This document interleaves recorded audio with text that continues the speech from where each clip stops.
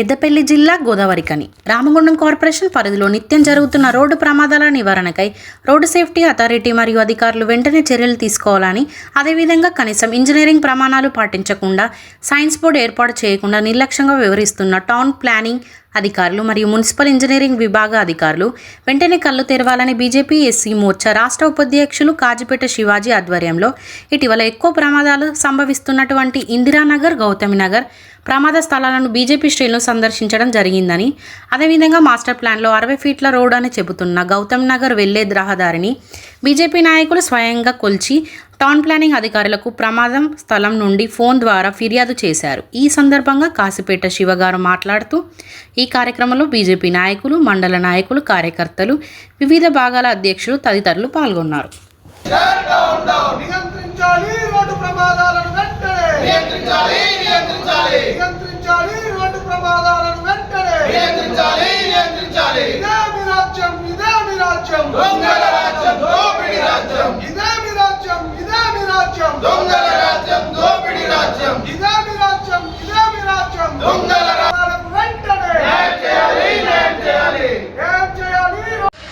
గత కొన్ని రోజులుగా అనేక ప్రమాదాలు మరియు మరణాలు రెగ్యులర్గా 2 నుంచి 3 మరణాలు కూడా సంభవించడం జరుగుతున్నది. దీనిపైన రామగుండం కార్పొరేషన్లోని అధికారుల నిర్లక్ష్య వైఖరి వలన నిర్లక్ష్యం వహిస్తూ ఉన్నారు. కాబట్టి రోజు రోజుకు ప్రమాదాల సంఖ్య పెరుగుతూ ఉన్నది.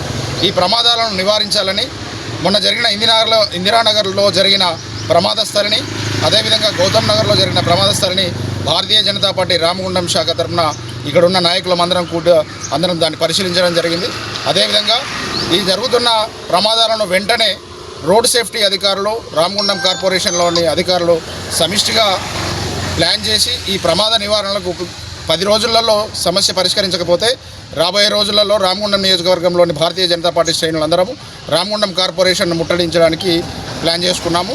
అదేవిధంగా అధికారులను హెచ్చరిస్తూ ఉన్నాము. మీరు అధికారులు కూల్చవేతల మీద ఉన్న శ్రద్ధ ప్రజల ప్రాణాల మీద లేదు.